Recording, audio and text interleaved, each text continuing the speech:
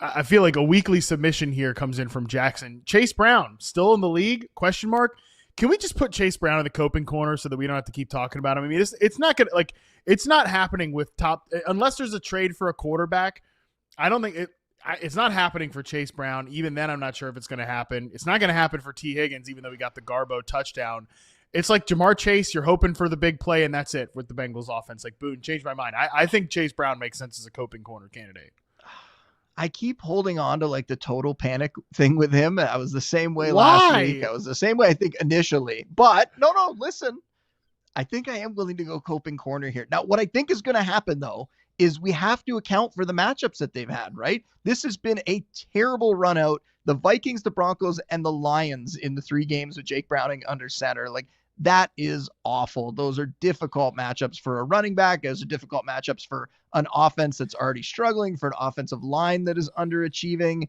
But it will get better schedule-wise eventually. It's not going to get better this week because they're going to play the Packers, but it will get better eventually, and I think he is going to have some games.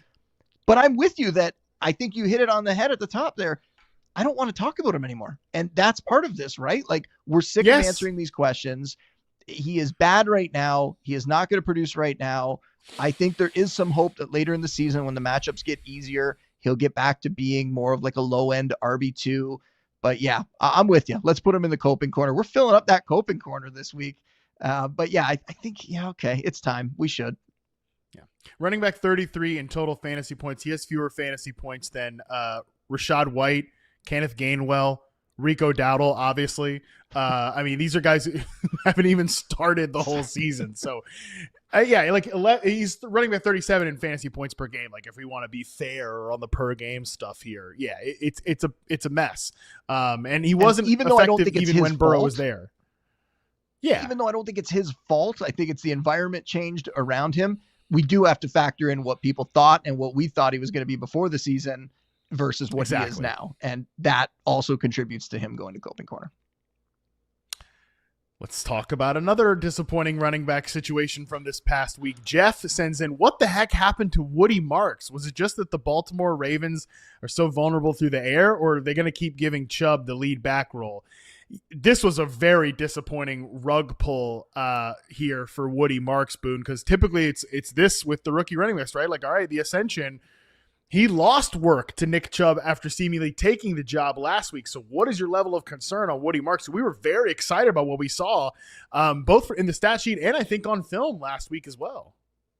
I wanted to ask you, I'm equally confused by this one, right? This looked like it was going to be a matchup where they were going to crush. They come out, they crush, and yet he ends up taking like a backseat. Not only to Nick Chubb, we saw Dameon Pierce got involved, 23% of the snaps for him, 7 carries for 21 yards. Yeah, that was like yards. Garbage time. I know, but like all these other guys were getting worked in. British Brooks got a couple carries. Like, I don't even know who that is. Touches. Who's British Brooks? Exactly. That's a very good point. And yes, noted. I mean, Chubb leading the way in a game where they were just rolling. I guess you could make an argument that the coaching staff was just like, let him have his time here. This is a matchup that he can actually excel in. But overall, like, you wanted to see Marks come out, kill it as a runner in this game, and he didn't. Last week, we talked about how effective he was as a runner. We knew that he could be that pass-catching option. Now, could he add that? This week, he wasn't even, like, that effective on his touches. I don't know how much that contributed, like, in-game to them leaning more towards Chubb. Yeah. But overall, yeah, I think you nailed it. Like, a complete rug pull. But there was a reason why, like, when Trey Benson got vaulted into the starting role for the Cardinals, I went out immediately, was like, okay, spend your fab on him. Who knew that he was going to get hurt? But he was the kind of player that I saw that potential ascension for him to be a fantasy difference maker. I didn't necessarily see it as much with Marks, and I didn't recommend the same kind of FOB bid on him and being as aggressive. I suggested more of like a 50% bid last week for him because there was a possibility that it was like this 1 week kind of thing. And yet, yeah, never saw it working out that way. Like, never, not revisionist history at all here. Definitely did not see it going this way. Yeah. Thought at worst we would see him in a 50-50 committee with Chubb. And yet, yeah, it went back to Chubb being the lead guy there. So it's a really, really weird one. And we just got to hold and hope that at some point he eventually comes on again because, yeah, Chubb is not the answer there. We know that. But this was one of the weirdest outcomes of the weekend.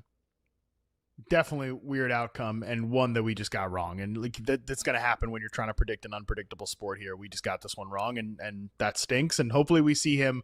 I wouldn't drop him, like rage drop him off this performance. I would try to keep him, and hopefully we see more of him going on. But another rookie running back here. This might be the last one we take, so we got to get to break here. But P-Town, obviously, I love this. Just Trayveon, obviously here from old P-Town sends this one in.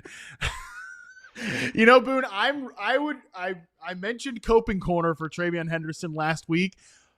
I think, though, the fact that unfortunately Antonio Gibson suffered a torn ACL and he's going to be out for the season, I do think that means we got to leave the light on for Trayveon Henderson. But like, can I just say this real quick? I know, and I'll toss it to you and get what your measure is on the coping corner.